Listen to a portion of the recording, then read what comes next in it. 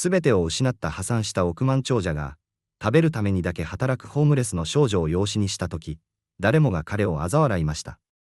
しかし、その少女が想像を絶する天才だと気づいたとき、彼の世界は根底から覆されることになります。この物語は、絶望の淵から見出された一筋の光が、やがて世界そのものを変える力を持つことを、あなたに証明するでしょう。信じがたいかもしれませんが、人間の精神の最も暗い夜にこそ、最も輝かしい星は見つかるのです。ジェームズ・レイノルズにとって、かつてシカゴの街を支配するかのようにそびえ立つビルの52階は、世界の頂点そのものでした。彼の帝国、レイノルズ・フィナンシャル・グループの心臓部。そこから見下ろす景色は、彼の野心と成功の証であり、眼下に広がる無数の光は、彼に従う兵士たちのようにさえ思えました。しかし今、彼が住むのは街の片隅にある古びたアパートの一室。窓から見える夜景は、もはや彼の功績を称えるものではなく、彼がどれほど高くから、そしてどれほど無残に墜落したかを、毎晩のように突きつける残酷な記念碑と化していました。きらめくダウンタウンの金融街の光、その一つはかつて、レイノルズタワーと呼ばれていたビルでした。今やその光は、遠くから彼を嘲笑っているかのようです。お前はもう我々の仲間ではないと、冷たく言い放つように。ジェームズは、手にしたクリスタルのタンブラーの中で、琥珀色に輝く液体をゆっくりと揺らしました。それは彼の誇るべき高級ウイスキーコレクションの最後の生き残りでした。他のすべては泡のように消え去ったのです。豪壮な邸宅、何台もの高級車、紺碧の海を滑るように進んだヨット、そして何よりも価値のあった人々からの尊敬。そのすべてが、わずか6週間という悪夢のような時間の中で、跡形もなく消滅しました。原因は、30年にわたるビジネスパートナーであり、唯一無二の親友だと信じていた男、ビクター・ブラックウッドの裏切りでした。それは、金融史に刻まれるであろう、最も巧妙で、最も冷酷な裏切りでした。ブラックウッドは、ジェームズが築き上げた帝国を内部から静かに、しかし確実に蝕み、最後にはそのすべてを合法的な手続きのように見せかけて奪い去ったのです。帝国を築いた者たちに、ジェームズは誰のいない部屋に向かって、苦々しい声で囁きました。彼はグラスを高く掲げ、自分自身をあざけるかのように乾杯の仕草をすると、一気にそれを煽りました。喉を焼く灼熱の感覚が、今の彼には唯一、自分がまだ生きていることを実感させてくれるものでした。その朝、診察室で告げられた医師の言葉が、耳の奥で不気味に反響します。レイノルズさん、あなたの血圧は危険な水域にあります。このままでは、ストレスがあなたの命を奪うことになりますよ。ジェームズは、乾いた笑いを漏らしました。当たり前ではないか。30年という歳月をかけて、血と汗と涙で築き上げた城が、一夜にして砂上の楼閣と化すよう目の当たりにして、ストレスを感じない人間がいるものか。悪夢は、夜ごと彼を睨みました。役員会議室の重苦しい空気の中、スクリーンに映し出される株価が奈落の底へと落ちていくのを、ただ立ち尽くして見ている夢。ブラックウッドが、まるで手品師のように数十億ドルもの資産をオフショア口座へと移していくのを、金縛りにあったように見つめる夢。そして、ビルから追い出される彼を、かつての部下たちが哀れみと侮蔑の入り混じった目で見送る夢。ゼロから巨大な金融帝国を築き上げた天才、ジェームズ・レイノルズは、今や誰もが口にする警告の物語、落ちぶれた男の代名詞となってしまったのです。彼は冷たい窓ガラスに額を押し付けました。そこに映る自分の姿は、もはや彼自身のものではないかのようでした。58歳。かつては自信と威厳に満ち溢れていたその顔は、見る影もなくやつれ果て、深いシワがまるで苦悩の地図のように、目元から顎のラインにかけて刻まれていました。オーダーメイドの高級スーツはクローゼットの肥やしとなり、今の彼の身を包むのは、彼の新しい社会的地位を雄弁に物語る、着古したセーターと擦り切れたスラックスだけでした。私は、一体この世界に何を残したというのだ、彼の声は、アパートの静寂の中に虚しく響き、震えていました。スクリーン上の数字か。どうせ1年もすれば名前も変えられてしまう。あのビルか。一体、何のために。遠くで鳴り響くサイレンの音が、彼の意識を下の通りへと引き寄せました。小さな点にしか見えない人々が、その年最初の雪が舞い始めた街路を、それぞれの目的のために忙しなく行き交っています。彼らはみんな、地に足をつけた、現実の人生を生きている。一方で自分は、市場予測、資産評価、リスク分析といった、触れることのできない抽象的な概念の中で生きてきた。自分は世界に大きな影響を与えているのだと、本気で信じ込んでいた。その傲慢さが、今の自分をこの孤独な部屋に閉じ込めているのかもしれない。ジェームズは、グラスに残っていたウイスキーの最後の一滴を飲み干し、決意を固めて空のグラスをテーブルに置きました。明日からは、違う。明日こそ、この避難所であり監獄でもある壁の外へと踏み出すのだ。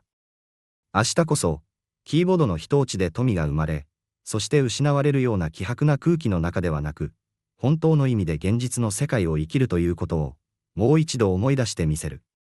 その時のジェームズ・レイノルズは、まだ知る由もありませんでした。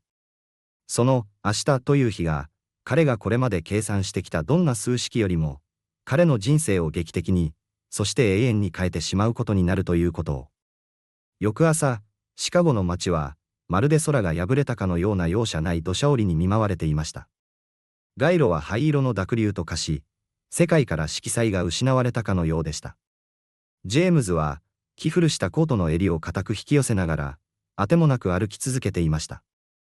雨が、彼が何週間も自分自身に禁じてきた涙の存在を、世間の目から隠してくれるのが好都合でした。主治医は、少なくとも彼が外出したことを知れば、少しは安堵するかもしれません。彼がその小さな姿を見逃しかけたのは、ほんの偶然でした。かつては賑わっていたであろう書店の、今は寂れた軒下。そこに、小さな人影がうずくまっていたのです。その子供は、どう見ても8歳かそこらにしか見えませんでした。湿った冷気から身を守るにはほとんど役立たない一枚の段ボールの上に、彼女はあぐらをかいて座っていました。そして彼女の前には、驚くほど精巧に作られた、繊細な紙の作品がずらりと並べられていました。それは、色とりどりの紙で作られた、折り紙の動物たちでした。もし、その少女が、まさにその瞬間に顔を上げていなければ、ジェームズは他の誰もがそうするように、その前を足早に通り過ぎていたことでしょう。しかし、彼女は顔を上げたのです。そして、二人の視線が交差しました。その瞬間、ジェームズはまるで時間が止まったかのように凍りつきました。彼女の瞳。それは、子供のものとは思えないほど、驚くほどに鋭敏でした。そこには、その幼い年齢ではありえないほどの深い知性と、他人に対する警戒心、そして信じがたいほどの老成した光が宿っていたのです。まるで、何十年もの歳月を生きてきた魂が、その小さな体に宿っているかのようでした。一つ、いかがですか、彼女の声は、凛として澄み渡っていました。路上で物売りをする人々がしばしば見せる、哀れみを誘うようなこびた響きは、その声にはみじんもありませんでした。一つ$1です。でも、濡らさなければ、永遠に持ちますよ。ジェームズは、まるで何かに引き寄せられるように、彼女の前に膝をつき、その小さな作品たちをまじまじと見つめました。鶴、亀、そして躍動感あふれる馬。どれもが、信じられないほどの正確さと愛情を込めておられているのがわかりました。これを、君が自分で、彼は尋ねました。はい。白鳥を折るのが一番難しいんです。でも、私の一番のお気に入りは、この狐なんです。彼女はそう言うと、小さな紙の狐をそっと指さしました。ジェームズは、狐を手に取りました。その折り目の完璧さと、まるで命が宿っているかのようなフォルムに、彼は思わず息を飲みました。私の名前はジェームズだ。君の名前は、ソフィアです。彼女は、まるで熟練の商人のように、手際よく商品を並べ替えながら答えました。ご両親はどこに、ジェームズが尋ねると、ソフィアの手がほんの一瞬、止まりました。おばあちゃんが、病院にいるんです。だから、おばあちゃんが元気になるまで、私が家のことを全部やっているんです。その時、ジェームズは通りの向こう側で、二人の男がこちらをじっと、何かを探るような不穏な関心を持って見つめていることに気づきました。男たちの目は、明らかにソフィアに向けられていました。その視線に、ジェームズは彼の心の奥底で、何年も眠っていた保護的な感情がむくむくと頭をもたげるのを感じました。企業のトップとして冷徹な判断を下し続けてきた彼にとって、それはあまりにも久しぶりの、そして馴染みのない感覚でした。君の、ここにある在庫を、全部買うとしたら、いくらになる、彼は、自分でも驚くほど唐突に尋ねていました。ソフィアの目は、驚きに大きく見開かれましたが、すぐに子供らしい打算的な光を帯びて細められました。23ドルです。今日は全部で23個ありますから、ジェームズは財布に手を伸ばし、くしゃくしゃになった20ドル札を2枚取り出しました。お釣りは取っておきなさい。きっとお腹が空いているだろう。何か温かいものでも食べに行かないか、彼女の躊躇は、ほんの数秒でした。彼女はすぐにうなずくと、慣れた手つきで自分のわずかな家財道具を、擦り切れたバックパックへと手際よく詰め込み始めました。彼らは近くのダイナーに入りました。ジェームズは、ソフィアがまるでこれが最後の食事であるかのように、一心不乱にサンドイッチを頬張る姿を、静かな懸念とともに黙って見守っていました。その小さな体のどこに、あれほどの食べ物が入っていくのか不思議なほどでした。彼女は食事の合間にも、無意識のうちにテーブルの上のナプキンに何かを走り書きしていました。子供の気まぐれな落書きだろうと、ジェームズが何気なくそれを覗き込んだとき、彼は衝撃で言葉を失いました。そこに描かれていたのは、子供の他愛ない絵などではありませんでした。それは、複雑怪奇な数式と、幾何学的な図形の羅列でした。彼の金融の専門知識をもってしても、その意味をほとんど理解することができない、高度な数学の方程式だったのです。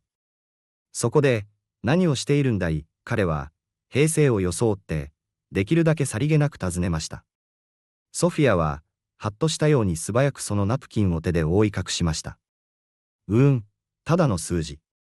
こうしてると、考えがまとまるの、その瞬間、この並外れた才能を持ちながらも、社会の片隅で生き延びようともがいている小さな少女を見つめながら、ジェームズ・レイノルズの打ち砕かれた心の中で、何かが確実に変化しました。世界は、彼がこれまで溺れていた自己憐憫の沼よりも、はるかに広く、そして提供すべき価値のあるもので満ち溢れている。そして、もしかしたら自分自身も、自分が信じていたよりもずっと多くのものを、この世界に提供できるのかもしれない。彼は、そう感じ始めていました。夕暮れが街を紫色に染め始める頃、ジェームズは予期せぬジレンマに直面していました。雨は一向に止む気配を見せず、むしろその勢いを増しているようでした。そしてソフィアには、この嵐の夜を安全に過ごせる場所がどこにもなかったのです。私の家に、使っていない部屋があるんだ、彼は、自分でも驚きながら、そう口にしていました。その言葉は、少女自身を驚かせたのと同じくらい、ジェームズ自身をも驚かせました。まあ、オフィスとして使っていた部屋だが、ソファがベッドになる。今夜はそこで。ソフィアは、あの人を射抜くような、不気味なほどに物事の本質を見抜く目で、じっとジェームズを見つめました。どうして、私を助けてくれるの？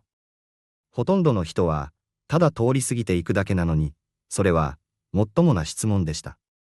ジェームズ自身、その問いに明確に答えることができるかどうか、自信がありませんでした。彼は少し考えた後、静かに答えました。多分、世界が君のそばを通り過ぎていく時の気持ちが、私にはわかるからだろう。その夜、彼は自宅のオフィスを即席の寝室に仕立て上げました。山積みになっていた金融関連の書類を片付け、ソファベッドを引き出しました。ソフィアは、まるでそれが消えてしまうのを恐れるかのように自分のバックパックを固く抱きしめたまま、ほとんどすぐに眠りに落ちました。ジェームズは戸口に立ち、彼女の小さな胸が規則正しく上下するのを見つめていました。自分の人生があまりにも奇妙な方向へと舵を切ったことに、彼は圧倒されていました。数ヶ月前まで金融界の王として君臨していた男が、今、素性も知れない天才的なホームレスの少女を自分のアパートに泊めている。この状況の非現実性に、彼はめまいさえ覚えました。翌朝、彼はソーシャルワーカーのレベッカ・ハーパーに電話をかけました。彼女は、かつてジェームズの会社が地域社会の会合で冷たい企業方針を打ち出した際に、最も声高に彼を批判した人物の一人でした。レベッカは、疑念に満ちた表情でアパートに到着しましたが、ソフィアに会うと、その表情は少し和らぎました。ジェームズ、これがどれほど異例のことか、わかっていますよね。彼らがキッチンで声を潜めて話している間、レベッカは言いました。本来であれば、私は彼女をすぐに緊急の里親制度に引き渡すべきなんです。彼女には安定が必要なんだ、ジェームズは反論しました。彼女のおばあちゃんは入院している。これは一時的な措置になるかもしれない。レベッカの眉が驚きにつり上がりました。ジェームズ・レイノルズが、手続きよりも人情を優先するなんて。こんな日が来るとは思いもしなかったわ。レベッカがソフィアと二人きりで面談したとき、少女は自分の状況について率直に話しました。彼女の祖母は3週間前に脳卒中で倒れ、他に身寄りがなかったソフィアは、里親制度のリスクを避けるために、たった一人で生き延びてきたというのです。彼女は並外れた子よ、レベッカは後で認めました。でも、システムには規則があるの。そのシステムが、彼女を見捨てたんだ、ジェームズは反論しました。私は、彼女の祖母を見つけ出し、状況を評価するまでの間、一時的な後見人になることを要請する。2日後、彼らは家庭裁判所のマイケルズ判事の前に立っていました。ジェームズがかつての裕福な生活の中で、チャリティーイベントなどで見かけたことのある人物でした。判事は、法廷でかつての金融界の巨人を見て、その驚きを隠せないようでした。レイノルズさん、あなたは、これまで何の関係もなかった未成年者の一時的な後見人になることを要請している。それで間違いないですね。はい、判事殿。そして、あなたにその責任を負う資格が、一体どこにあるというのですか。あなたの最近の状況は、周知の事実ですが、その瞬間、ジェームズは、ソフィアの小さな手が、自分の手にそっと滑り込んでくるのを感じました。そのあまりにも純粋で、信頼に満ちた仕草が、彼の心の中で何かを結晶化させました。判事殿、私は請願を修正させていただきたい。彼の声は、ここ数ヶ月で最も力強いものでした。私は、ソフィアを、恒久的に養子に迎えることを求めます。法廷内に、どよめきが響き渡りました。レベッカが持っていたクリップボードが、カタンと音を立てて床に落ちました。マイケルズ判事は、身を乗り出し、純粋な混乱がその顔に浮かんでいました。レイノルズさん、これは極めて異例だ。すべてを失った男が、この子に一体何を与えられるというのですか。ジェームズは、ソフィアを見下ろし、そして再び判事に向き直りました。セカンドチャンスです。判事殿。私たち、二人にとっての、家庭調査と身元調査を条件とした一時的な承認を得て裁判所を出たとき、ソフィアは彼を見上げて言いました。あんなこと、しなくてもよかったのに。わかっている、ジェームズは答えました。彼は、自分が選んだ道に対して、突然、恐ろしくもあり、また高揚してもいました。だが、時には、計画していなかった決断こそが、我々を救ってくれることがあるんだ。彼らのありえない共同生活の最初の数週間は、ジェームズとソフィアの双方を、どちらも予期していなかった方法で試すことになりました。金融アナリストのチームを指揮し、プライベートシェフに食事を用意させていた男にとって、子育てというありふれた挑戦は、彼を謙虚にさせるには十分すぎるほどでした。一体、バランスの取れた朝食とは何なんだ。ある朝、ジェームズはほとんど空っぽの冷蔵庫を前に途方に暮れてつぶやきました。すると、ソフィアが静かに彼のそばに現れ、彼の手から卵のパックをそっと取り上げました。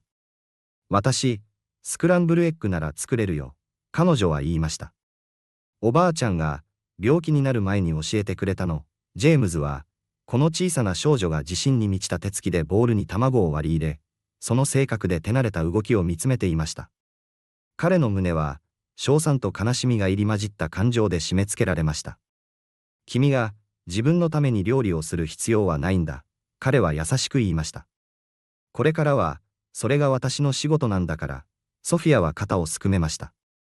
私たちはみんな、やらなくちゃいけないことをやるだけだよ。彼女の言葉に含まれた、8歳とは思えないほどの英知が、彼の心を深く打ちました。その日の午後、彼は基本的な料理教室に申し込み、毎週食料品を配達してもらうように手配しました。学校は、また別の挑戦を突きつけました。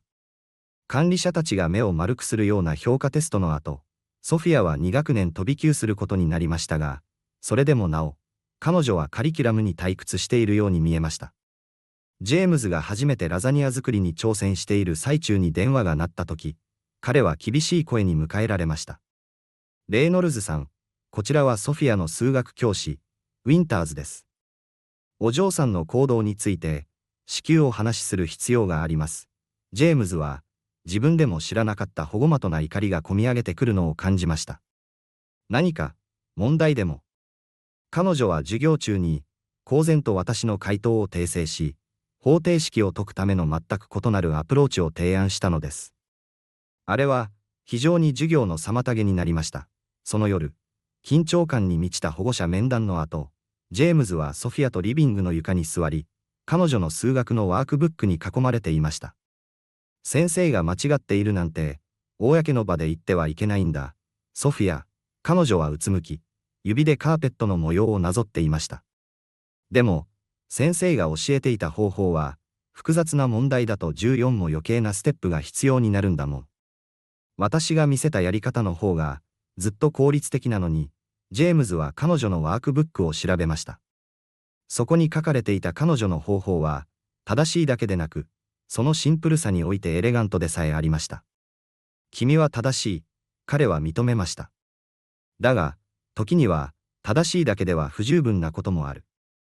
君のアイデアを共有するための、もっと良い方法を見つける必要があるんだ。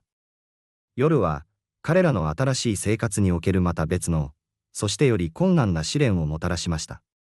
ジェームズは、アパートを突き抜ける胸が張り裂けるような叫び声で、しばしば目を覚ましました。それはソフィアの部屋から聞こえてくる声でした。彼は急いで駆けつけ、シーツに絡まり、見えない悪魔と戦っている彼女の姿を見つけました。最初の夜、彼はどうしていいかわからず、ただ戸口で凍りつくことしかできませんでした。父親としての経験のなさと、子供の深いトラウマに対する無力感に打ちのめされたのです。しかし、3日目の夜には、彼は何をすべきかを学んでいました。彼は静かに彼女のベッドのそばに座り、何も言わずに、ただそこにいることで、彼の存在が徐々に彼女を悪夢の淵から穏やかな眠りへと引き戻していくのでした。彼は、言葉が常に最良の慰めではないこと、時には、ただそばにいてくれる揺るぎない存在こそが、最も深い恐怖を和らげる力を持つことを学びました。ある朝、彼がシーツを交換していると、マットレスの下に隠された小さな食料の隠し場所を発見しました。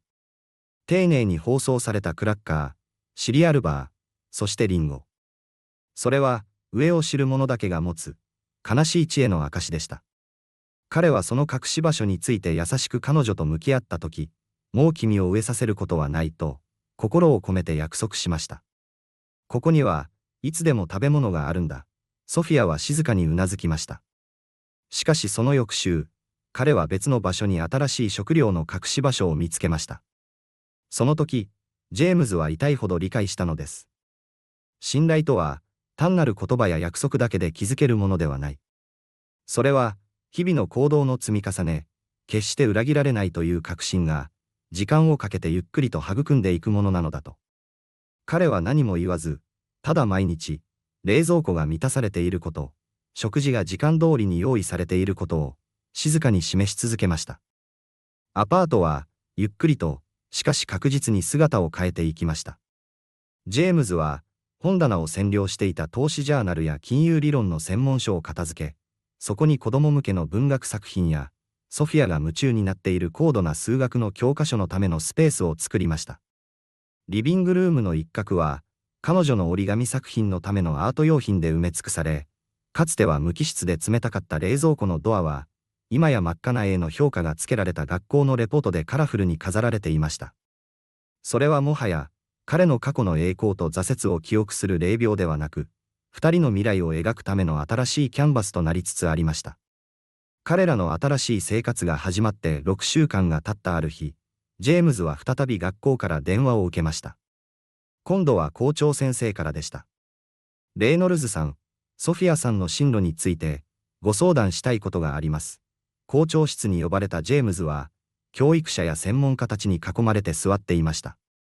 彼らの表情は、畏敬の念と当惑が入り混じった、奇妙なものでした。我々の教育心理学者が彼女の能力を評価しました。そして、率直に言って、我々は彼女のような数学的能力を持つ生徒を、これまで一度も見たことがありません。彼らが説明する内容を聞きながら、ジェームズは彼がすでに心の奥底で感じ始めていたことを、改めて確認しました。彼女は単に数学を理解しているだけではありません。ハリソン博士と名乗るメガネの男が説明しました。彼女は、ほとんどの数学者が生涯をかけて理解しようと試みるような、パターンやつながりを見抜いているのです。彼女が教師を訂正するのは、反抗的な態度からではありません。彼女は、他の人々が見逃してしまう、より効率的な道筋を、ただ見ているだけなのです。帰り道、ソフィアは後部座席で静かに座り、小さな足を神経質に揺らしていました。私、何かまずいことしちゃった、彼女はついに尋ねました。ジェームズはバックミラー越しに彼女の目を見つめました。いや、ソフィア。君は並外れているだけだ。我々はただ、その輝かしい才能を育むための、正しい方法を見つけ出す必要があるだけなんだ。その夜、彼女を寝かしつけた後、ジェームズは閉まった寝室のドアに寄りかかり、自分が引き受けた責任の重さに圧倒されていました。彼はかつて、数十億ドルの資産と数千人の従業員を管理していました。しかし、そのどれもが、この、異次元で思考する驚くべき子供を導くという仕事の準備にはなっていませんでした。それはもはや、食事や住居を提供するといった単純な話ではありませんでした。それは、一人の天才が、安全に、そして健やかに成長できる家庭を作り出すという、途方もない使命だったのです。その招待状は、分厚いクリーム色のステーショナリーに印刷されて届きました。それは、ジェームズのかつての人生から送られてきた、予期せぬ亡霊のようでした。シカゴ金融財団が主催する、毎年恒例のチャリティーガラ。それは、彼がかつて議長を務めたこともあるイベントでした。そして、その下には、小さな手書きの文字でこう添えられていました。ジェームズ、あなたに会えたら、とても嬉しいわ。マーガレットより、マーガレット・チェンは、彼が失脚した際に、数は少ないながらも、静かに彼の味方でいてくれた理事の一人でした。その心遣いは、彼が予想していた以上に、彼の心を打ちました。素敵なディナーに招待されたよ。彼は、少し焦げついたパンケーキの朝食を取りながら、ソフィアに言いました。彼女は、フォークからメープルシロップを滴らせながら、顔を上げました。私たちが、ジェームズは答えました。君をベビーシッターに預けていくわけにはいかない。君はもう、私の娘なんだから、その言葉は、まだ彼の舌には新しく感じられましたが、日を追うごとに、それはますます正しいことのように思えてきました。それに、そろそろ我々も、一緒に社交界に復帰する時だろう。その土曜日の夜、ジェームズは誇りをかぶっていた最後の一着の高級スーツに袖を通し、一方でソフィアは、この日のために新しく購入したネイビーブルーのドレスを着て、くるくると回っていました。彼らが乗ったタクシーが、きらびやかなダウンタウンのホテルに近づくにつれて、ジェームズはソフィアの小さな手が自分の手にそっと滑り込んでくるのを感じました。緊張してる、彼女は、まるで心の中を見透かすかのように尋ねました。ジェームズは、かろうじて小さな笑みを浮かべました。テリファイド、ものすごく怖いだよ。私も、彼女は告白しました。でも、今は、私たち、お互いがいるから、彼らがボールルームに足を踏み入れた瞬間、会場は静まり返りました。かつてこの世界の王として君臨したジェームズ・レイノルズが、今や王位を追われた君主として、路地裏から来た一人の子供を連れて帰還したのです。ささやき声が、まるで影のように彼らの後をついて回りました。その中で、マーガレットが彼らに近づき、ジェームズを温かく抱きしめました。来てくれて、本当に嬉しいわ、彼女はそう言うと、ソフィアの目線まで膝をかがめました。そして、こちらが噂に聞いている、あの素晴らしいお嬢さんね。ディナーは、気まずくも、なんとか耐えられる範囲で進んでいきました。しかしその時、会話の穏やかなざわめきを切り裂くように、聞き覚えのある声が響き渡りました。おや、これはこれは。偉大なるジェームズ・レイノルズ様が、我々にそのお姿を見せてくださるとは、ビクター・ブラックウッドが、シャンパンフルートを片手に、彼らのテーブルのそばに立っていました。その笑みは、まるで割れたガラスのように鋭利でした。ジェームズよりわずか3歳年下であるにもかかわらず、ブラックウッドは10歳は若く見えました。成功が彼を追いさせるのではなく、むしろその若さを保たせる役割を果たしているかのようでした。ビクター・ジェームズは短くいらえ、彼の右手は無意識のうちにソフィアの肩へと動いていました。チャリティーが、君の新しいビジネスになったのかい、レイノルズ・ブラックウッドの目は、ソフィアを軽蔑的に一別しました。野良犬でも拾ったのか。ジェームズの血圧が危険なほど急上昇するのを感じました。しかし、彼が何かを言い返す前に、周囲の会話は、ブラックウッドの会社が新たに発表した金融アルゴリズムに関する技術的な議論へと移っていきました。我々のリスク評価モデルは、市場の脆弱性を 87% の精度で予測する。ブラックウッドは、テーブルのみんなに自慢げに語りました。市場の下降を予測する上で、革命的なものだ。あなたの変数が、間違っています。ジェームズの隣から、ソフィアの明瞭な声が響きました。テーブルは、水を打ったように静まり返りました。ブラックウッドの笑みは、凍りつきました。失礼、なんだって。あなたの、リスク変数です。ソフィアは、周囲の緊張にも全く気づいていないかのように続けました。それは、少なくとも 40% は過小評価されています。あなたの数式は、長期的な弱気市場における、複利的な要因を考慮に入れていません。ブラックウッドの笑い声は、耳障りなものでした。おやおや、これは可愛らしい。レイノルズ、君は今や、ストリートのフロー時に金融を教えているのかね。何人かの客が、神経質に笑いました。しかし、ベテランのヘッジファンドマネージャーであるウォルター・シモンズは、興味深そうに身を乗り出しました。いや、ちょっと待ちなさい。お嬢さん、どうやってその結論に至ったんだい。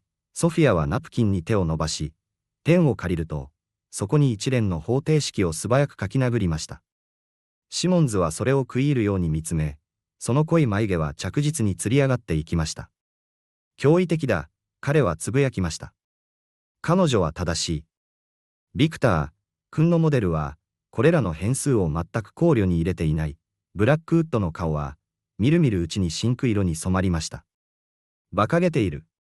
子供に説教されるつもりはないぞ。彼が嵐のように立ち去る間も、ソフィアの目は、ブラックウッドのプレゼンテーションがまだ映し出されているデジタルディスプレイに釘付け気になっていました。レイノルズさん、彼女は囁きました。あの数字、なんだかおかしいわ。後で、疲れ果てたソフィアをベッドに寝かしつけながら、ジェームズは誇りと懸念の間で引き裂かれていました。今夜の君は、素晴らしかったよ。彼は彼女に言いました。あの人は、いい人じゃなかった。ソフィアは、眠そうに言いました。それに、彼の数学は、ずさんだったわ。でも、あの予測の中には、何か別のものが、何か、隠されたものがあった。彼女が眠りに落ちていく中、ジェームズは彼女のベッドサイドに座り続け、その夜の出来事に心をかき乱されていました。ビクター・ブラックウッドは、屈辱を忘れたり、許したりするような男ではありません。ソフィアを守ることで、ジェームズは、より危険な強力な敵を作ってしまった可能性があります。しかし、失脚して以来初めて、彼は、長い間眠っていた何かが、自分の中でうごめくのを感じていました。それは、ソフィアに対する保護的な本能だけではありませんでした。彼の古い分析的な炎の小さな火花でした。ブラックウッドのプレゼンテーションには確かにおかしな点がありました。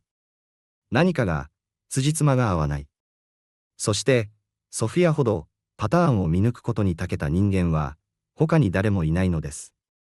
この壁は絶対に青にすべきよ。ソフィアはジェームズのホームオフィスを見渡しながら顎に指を当てて思慮深く宣言しました。青は脳を刺激する色なんだから、彼らの共同生活が始まってみこぜ。ジェームズはついにアパートを改装したいというソフィアの必要な要求に同意しました。あまりにも長い間、その場所は彼の過去の人生を祀る霊廟のままでした。役員室と貸借対照表を中心に存在していた男の無機質で非人間的な装飾。青だな、ジェームズは彼の古いハーバード大学のスウェットシャツの袖をまくり上げながら同意しました。それで、君の部屋はどうするんだい？黄色よ、彼女は迷うことなく答えました。お日様みたいな色。週末はペンキ缶、ドロップクロス、そして家具の再配置の渦となりました。ジェームズは彼の起業時代の最後の遺物であった威圧的なマホガニーのデスクを解体しました。その代わりに彼らは2つの椅子が並んだよりシンプルなワークステーションを組み立てました。一つは彼のため、もう一つはソフィアのためです。これで一緒に仕事ができるわね、彼女は真剣な顔で説明しました。2つの頭脳は1つよりも優れているものよ。ジェームズが増え続けるソフィアの本のコレクションのために残っていた金融関連のテキストを移動させていたとき、彼は忘れていた箱を発見しました。それは彼の失脚の最も暗い日々にしまい込んだ写真や思い出の品の箱でした。その中には彼が富と名声を築き上げるずっと前に撮られた彼の両親がシカゴの質素なパン屋の外に立っている写真がありました。これ、おじいちゃんとおばあちゃん、ソフィアが彼の肩越しに覗き込みながら尋ねました。ああ。彼らが一生懸命働いてくれたおかげで、私は大学に行くことができたんだ。彼は、彼らの笑顔の上を指でなぞりました。彼らは、私がどれだけ高く登り詰めたか、そしてどれだけ遠くまで落ちたか、見ることはなかった。ソフィアはその写真を研究しました。優しそうな人たちね。きっと、私たちのことを喜んでくれると思うわ。その素朴な言葉は、ジェームズの目に予期せぬ涙をもたらしました。日曜日の夕方までに、アパートは一変しました。ソフィアの部屋は、彼女自身が描いた数学的な図で飾られた、暖かい黄色の壁で輝いていました。かつては企業の灰色一色だったリビングルームは、今や鮮やかな青のアクセントオールと、カラフルなクッションが特徴でした。そして最も重要なことに、彼らはジェームズがめったに使わなかったダイニングルームを、壁一面の本棚とソフィアの方程式のための大きなホワイトボードを備えた、専用の学習スペースへと改造したのです。その夜、ソフィアが寝た後、ジェームズは新しく塗装されたリビングルームで、ウイスキーの代わりに紅茶をすすっていました。アパートはもはや、彼の失敗を思い出させる場所ではなく、何か新しいものを描くためのキャンバスのように感じられました。1年以上ぶりに、彼は心から安らいでいるのを感じました。彼の試作は、ソフィアの部屋からのかすかな物音によって中断されました。静かに彼女のドアを開けると、彼は彼女が子供向けの物語ではなく、大学レベルの高度な数学、理論物理学、そしてコンピューターサイエンスの専門書が散らばる海の中で、ぐっすりと眠っているのを見つけました。彼女の小さな手はまだ鉛筆を握りしめており、そのそばには、その多くが彼女自身の洞察で注釈がつけられた、複雑な方程式で満たされたページが横たわっていました。彼女を起こさないように注意しながら、ジェームズは本を集めました。一冊の本が彼の注意を引きました。それは、アルゴリズム金融に関する大学院レベルのテキストでした。その余白に、ソフィアは、熟練の数学者たちの出版された研究を単純化し、改善する形で、定理全体を書き直していました。ジェームズは彼女のベッドの端に座り、その驚くべき娘が、一時的に休息しているその輝かしい頭脳を見つめて眠るのを見ていました。ほんの数ヶ月前まで路上で折り紙を売っていた子供が、他の人々にノーベル賞をもたらした数学的原理を何気なく再定義していたのです。彼が優しく彼女の手から鉛筆を取り、毛布を肩まで引き上げてやると、ジェームズの心の中に、あるアイデアが形作られ始めました。彼の金融帝国は崩壊したかもしれませんが、おそらく彼は、富ではなく、真の革新と人間の可能性という、はるかに価値のある何かを創造する、二度目のチャンスを与えられたのかもしれません。彼はソフィアの額に、そっとキスをしました。おやすみ、私の小さな天才、彼は囁きました。明日から、我々は何か驚くべきことを始めるんだ。その夜、ジェームズ・レイノルズは、失脚して以来初めて、ぐっすりと眠りました。彼の夢はもはや、失ったものに悩まされることはなく、彼らが共に築き上げるであろうものによって、照らされていました。その夜、ケンジは眠らなかった。眠れるはずがなかった。村の古文書係、高橋老人から聞いた雪という名の女性の悲劇が、まるで自分の記憶であるかのように脳裏に焼き付いて離れなかったからだ。彼女はただの悪霊などではなかった。この古い屋敷の柱の一本一本に、床板のきしみ一つ一つに、拭いされないほどの深い悲しみと、決して叶えられることのなかった約束を刻み込んだ、一人の哀れな魂だった。彼の恐怖は、今や形を変えていた。背筋を凍らせるような冷たい恐怖は依然として心の底にわだかまり続けていたが、その上を覆うように、雪に対する深い、どうしようもないほどの憐憫の情が湧き上がっていた。彼はもはや、この家から逃げ出すことだけを考える侵入者ではなかった。知ってしまったのだ。この家に囚われた魂の物語を。そして、その魂を長きにわたる苦しみから解き放つことができるのは、おそらく自分しかいないという、重い、しかし逃れることのできない使命感を悟ってしまったのだ。屋敷は不気味なほど静まり返っていた。これまで毎晩のように彼を睨んできた奇妙な物音も、冷たい吐息も、今はピタリと止んでいた。まるで、嵐の前の静けさ。雪が、賢治の決意を、その心の変化を、じっと見極めているかのような沈黙だった。賢治は今の畳の上に座り、目の前にはあの黒漆の櫛箱を置いていた。高橋老人の話によれば、雪はこの櫛箱を、戦地へ赴いた恋人、秋代からの贈り物として、何よりも大切にしていたという。櫛箱の中には、彼が必ず帰ってくる。その時、この櫛でお前の美しい髪を透かしてやろうと約束して手渡した、告げの櫛が収められているはずだった。しかし、秋代は二度とこの村の土を踏むことはなかった。戦地からの知らせは無情にも彼の死を告げ、雪の時間はそこで永遠に止まってしまったのだ。彼女は来る日も来る日も、秋代が帰ってくると信じていたあの縁側で、庭の桜の木を眺めながら彼を待ち続けた。その手にはいつも、あの櫛箱があったという。そして、絶望の果てに、彼女はこの屋敷の一室で自らの命を絶った。その魂は、果たされなかった約束とともに、この家に縛り付けられたのだ。賢治はゆっくりと立ち上がった。心臓が早金のようになっている。これから自分がしようとしていることは、正気の沙汰ではないかもしれない。だが、やらなければならない。彼はまず、台所へ向かい、きれいな布巾を数枚、水で濡らして固く絞った。そして今に戻ると、静かに櫛箱の前に正座した。彼はまるで貴重な美術品に触れるかのように、そっと櫛箱の表面の埃を拭い始めた。長年せきもったであろう汚れを、一拭き一拭き、丁寧に、心を込めて清めていく。それは単なる掃除ではなかった。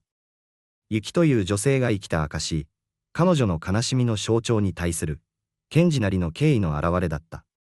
彼の指先が箱に触れるたび、ひんやりとした冷気が肌を伝わる。それはただの木の冷たさではなかった。雪の涙の冷たさ、彼女が過ごした孤独な歳月の冷たさが、賢治の魂に直接語りかけてくるようだった。箱が本来の艶やかな黒漆の輝きを取り戻したとき、賢治は意を決して蓋に手をかけた。これまで何度も開けようとして、その度に恐ろしい力に阻まれてきた箱。だが、今、彼がそっと力を加えると、蓋は驚くほど滑らかに、何の抵抗もなく持ち上がった。箱が開いた瞬間、ふわりと、白檀のような、古く、そしてどこか懐かしい香りが立ち上がった。それは、長い間封じ込められていた記憶の香りだった。箱の中には、紅色のちりめんの布に大切に包まれた一本の櫛が、静かに横たわっていた。賢治は息を飲んだ。それは見事な柘植の櫛だった。使い込まれているわけではないのに、その表面には深い飴色の艶があり、まるで持ち主の思いを吸い込んで輝いているかのようだった。櫛の一つ一つの刃は、職人の丁寧な手仕事によって寸分の狂いもなく整えられている。賢治は、それを手に取ることができなかった。これが、雪の絶望の核なのだ。これが、彼女をこの世につなぎ止めている最後のくさびなのだ。彼は櫛箱の蓋を静かに閉めると、それを両手でうやうやしく捧げ持った。そして、雪がずっと待ち続けていたという縁側へと向かった。月明かりが障子紙を通して、青白い光の帯を廊下に落としている。賢治の足音が、静寂の中でやけに大きく響いた。一歩、また一歩と縁側に近づくにつれて、屋敷の空気が再び変わり始めた。先ほどまでの静寂が嘘のように、どこからか風が吹き込み、古い障子がカタカタと震え出す。気温が急激に下がり、賢治の吐く息が白く見えた。来た。彼女が、彼の行動に反応しているのだ。恐怖が再び鎌首をもたげ、彼の喉を締め付ける。だが、賢治は足を止めなかった。彼はもう逃げないと決めたのだ。縁側に出ると、庭の景色が月光の下に広がっていた。中央には、立派な桜の古木が、まるで巨大な影絵のように黒々とそびえ立っている。あれが、雪が毎日眺めていた桜の木か。秋夫と再会する日を夢見て、その花が咲き、そして散るのを何度見送ったのだろう。賢治が桜の木を見つめていると、不意に、背後で囁くような声が聞こえた。秋夫さん、それはか細く、途切れの声だったが、間違いなく女性の声だった。その声には、焦がれるような死母と、あまりにも長い待ち時間によってすり減ってしまったかのような、悲痛な響きがあった。賢治は振り返らなかった。振り返ってはいけないと、本能が告げていた。彼はただ、手に持った櫛箱をぎゅっと握りしめ、震える声で語りかけた。ゆきさん、あなたの気持ちは、わかります。あなたがどれだけ辛い思いをしてきたか、どれだけ、秋夫さんを待ち続けていたか、彼の言葉に応えるかのように、風がうなりを上げた。庭の木々がざわめき、屋敷全体がギシギシと悲鳴を上げる。賢治の目の前で、縁側のガラス戸が激しく揺れ、今にも割れてしまいそうな音を立てた。背後の気配は、より強く、より濃密になっていく。圧倒的な悲しみのエネルギーが、凝縮された霊気となって彼の背中に突き刺さる。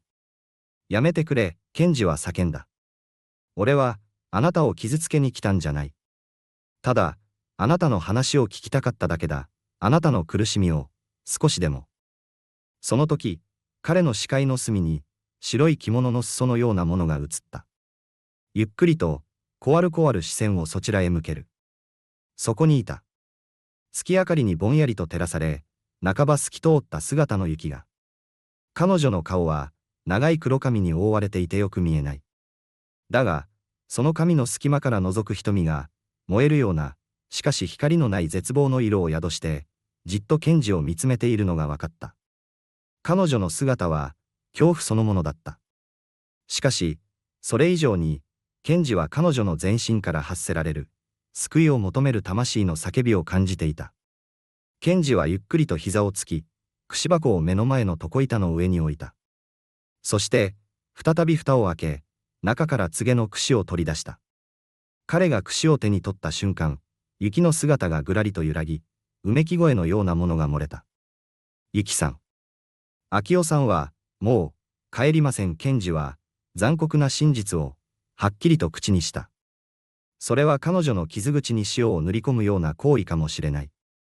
だが、この長い悪夢を終わらせるためには、誰かが言わなければならないことだった。彼は、遠い場所で、あなたのことを思いながら、亡くなった。でも、彼の思いは、きっとあなたに届いていたはずだ。この櫛が、その証拠だ。賢治の言葉に、雪の霊は激しく反応した。彼女の周りの空気が渦を巻き、黒い霧のようなものが彼女の体から立ち上がる。長い髪が逆立ち、その隙間から覗く顔は、もはや人間のそれではなく、怒りと絶望に歪んだ反逆の形相に変わり果てていた。嘘、嘘よ。あの人は帰ってくる。約束したんだもの、金切り声が、賢治の鼓膜を突き破る。それは物理的な音ではなく、魂を直接揺さぶる呪いの言葉だった。賢治はあまりの衝撃に、思わず両耳を塞いでうずくまった。屋敷が地震のように揺れる。棚から物が落ち、障子が破れ、ガラスが砕け散る音が四方から響き渡った。絶望が物理的な破壊力となって顕現しているのだ。それでも、賢治は手に持った櫛を離さなかった。彼は歯を食いしばり、この嵐が過ぎ去るのを耐えた。彼は信じていた。この行為が唯一の道だと。やがて、破壊の嵐が少しだけ勢いを弱めた瞬間を見計らい、賢治は顔を上げた。雪の姿は、憎悪の塊となって目の前に立ちはだかっている。賢治は、震える足で立ち上がった。そして、恐怖を押し殺し、一歩、また一歩と、雪の霊に向かって歩き始めた。逃げなさい、雪の口から、低い、血を這うような声が漏れた。私に関わると、あなたも、いいや。賢治は首を振った。俺は逃げない。あなたの苦しみから、もう目をそらさない。彼は雪の目の前まで来ると、そっと右手を伸ばし、櫛を彼女の乱れた黒髪に差し向けた。その指先が、彼女の髪に触れるか触れないかの距離まで近づいた瞬間、雪の体から再び凄まじい拒絶の気が放たれた。賢治の体は、見えない壁に叩きつけられたかのように、数メートル後方まで吹き飛ばされた。背中を強く打ちつけ、息が詰まる。なぜ、賢治は咳込みながら、うめいた。触らないで。雪の声が響く。その櫛は、あの人のもの。他の誰にも、触らせはしない。賢治は、その言葉にハッとした。そうか。彼女の怒りは、自分に向けられたものではない。彼女は、昭夫との約束を、その象徴であるこの櫛を、必死で守ろうとしているだけなのだ。たとえ、そのせいで自分が永遠にこの苦しみの中に囚われることになったとしても。そのあまりにも一途で、愚直なほどの愛情の深さに、賢治は胸を打たれた。彼はゆっくりと体を起こすと、今度は櫛を自分の胸の前に捧げ持つようにして、再び彼女に向き合った。わかっているよ、ゆきさん。だから、俺があなたの髪を透かすんじゃない。あなたの手で、あなた自身の心を、透かしてほしいんだ。賢治はそう言うと、櫛を縁側の床にそっと置いた。そして、一歩後ろに下がった。あなたは、ずっと待ち続けた。辛かっただろう。苦しかっただろう。もう、いいんだ。もう、待たなくてもいい。昭夫さんも、それを望んでいるはずだ。あなたが苦しみから解放されることを、きっと誰よりも願っている。賢治は、語り続けた。高橋老人から聞いた話を、まるで見てきたかのように。昭夫がどんな思いでこの櫛を雪に送り、どんな思いで戦地へ向かったのか。そして、故郷に残した恋人の幸せだけを願いながら、その命が尽きたであろうことを。それは賢治の想像に過ぎなかったかもしれない。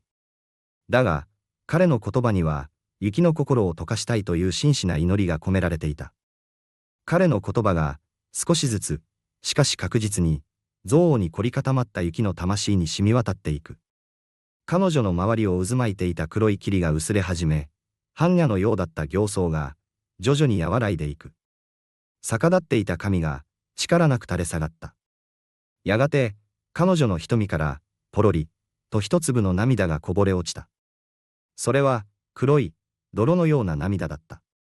長年溜め込んできた悲しみと絶望が、ようやく外へと流れ出し始めたのだ。雪は、ふらふらと、まるで無遊病者のように床に置かれた櫛へと歩み寄った。そして、震える、透き通った指先で、そっとその櫛に触れた。櫛に指が触れた瞬間、櫛全体から、温かい、柔らかな光が放たれた。それは、秋代がこの櫛に込めた、雪への愛情の光だった。何十年もの時を経て、ようやく持ち主のもとへと届いた思いの光だった。雪は、その光に包まれながら、ゆっくりと櫛を手に取った。そして、自分自身の、乱れに乱れた黒髪に、そっと櫛を当てた。一すき、また一すき。最初はぎこちなく、何度も髪に引っかかっていた櫛の動きが、次第に滑らかになっていく。それは、単に髪のもつれを解いているのではなかった。彼女の心に、幾重にも絡みついていた絶望と憎しみの糸を、一本一本、解きほぐしていく儀式のようだった。櫛を通すたびに、彼女の体から黒い霧が無散し、その姿はより鮮明に、生前の美しい娘の姿へと戻っていった。長い黒髪は艶を取り戻し、憎しみに歪んでいた顔には、穏やかな、しかしこの世のものとは思えないほど悲しい微笑みが浮かんでいた。賢治は、ただ息を殺してその光景を見守っていた。屋敷を包んでいた悪意に満ちた冷気は完全に消え去り、代わりに、穏やかで、正常な空気が満ちていた。風は止み、ガラスの割れる音も、もはや聞こえない。ただ、月明かりが、静かに二人を照らしているだけだった。やがて、雪は髪をすかすのをやめ、櫛を胸に抱きしめた。そして、ゆっくりと賢治の方を振り返った。彼女の顔は、もはや恐怖の対象ではなかった。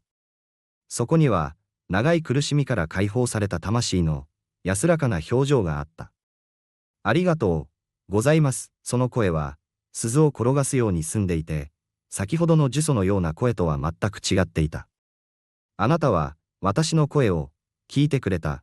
彼女はそう言うと、しんしんと賢治に頭を下げた。そして、体を起こすと、その姿は足元から、キラキラと輝く光の粒子となって、少しずつ薄れ始めた。雪さん、賢治は思わず叫んだ。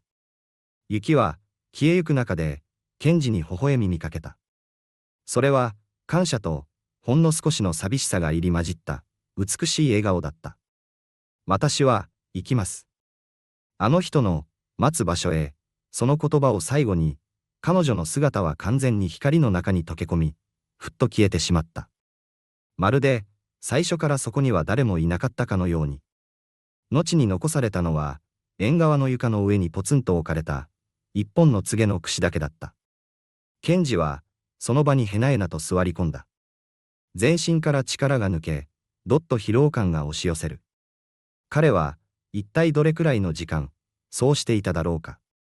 やがて、東の空が白み始め、朝の光が庭を照らし始めた頃、彼はようやく我に返った。屋敷は、昨夜までの出来事がすべて幻だったかのように、静かで、穏やかな朝を迎えていた。ガラスは割れ、物は散乱しているというのに、あの忌まわしい気配は、もはやどこにも感じられなかった。賢治は立ち上がり、縁側に残された櫛を拾い上げた。櫛は、ひんやりと冷たかったが、そこからはもう何の思念も感じられなかった。ただの、美しい櫛に戻っていた。彼はその櫛を、元の櫛箱にそっと収めた。その後の数日間、賢治は黙々と屋敷の片付けをした。割れたガラスを掃き、破れた障子を張り替え、散らかったものを元の場所に戻した。それは、ただの物理的な修復作業ではなかった。彼にとっては、この家と、そして雪という女性の記憶に対して、自分なりのけじめをつけるための儀式だった。すべてが元通りになったとき、賢治はこの家をどうするか考えた。普通なら、一刻も早くこんな家は売り払い、都会へ戻るだろう。だが、彼の心にそのような考えは浮かばなかった。彼は、この家に残ることを決めた。この家はもはや、呪われた屋敷ではなかった。一人の女性が愛する人を待ち続け、その悲しみが深く刻まれた、記憶の場所だった。そして、その記憶に触れ、彼女の魂を解放した自分には、この場所を守っていく責任があるような気がしたのだ。賢治の新しい生活が始まった。彼は村の人々と少しずつ交流を持つようになった。高橋老人を訪ねては、村の歴史について教わった。彼は、雪と秋代の物語を誰かに話すことはなかった。それは、彼と、この家にだけ止めておくべき、神聖な秘密のように感じられたからだ。彼は庭の手入れを始めた。特に、あの桜の木は丹精込めて世話をした。春になり、桜の木が見事な花を咲かせたとき、賢治は縁側に座り、一人で静かに酒を飲んだ。風が吹き、桜の花びらがハラハラと舞い散る。その一枚一枚が、まるで雪からの感謝の言葉のように、彼の肩に舞い降りた。屋敷は、もう静かだった。奇妙な物音も、冷たい気配も、二度と感じることはなかった。だが、ごく稀に、月が美しい夜、縁側で庭を眺めていると、ふと、白檀の香りが風に乗って鼻先をかすめることがあった。それは決して怖いものではなく、むしろ心を穏やかにさせる、優しい香りだった。その度に、賢治は目を閉じ、遠い昔、ここで愛する人の帰りを待ち続けた一人の女性に、静かに思いを馳せるのだった。この古い屋敷は、彼にとって、ただ住む場所ではなくなった。過去と現在が交差し、悲しみと癒しが共存する、かけがえのない我が家となったのである。彼の物語は、恐怖から始まったかもしれない。しかし、その終わりは、不思議なほどの静けさと、人の思いの尊さを教える、穏やかな光に満ちていた。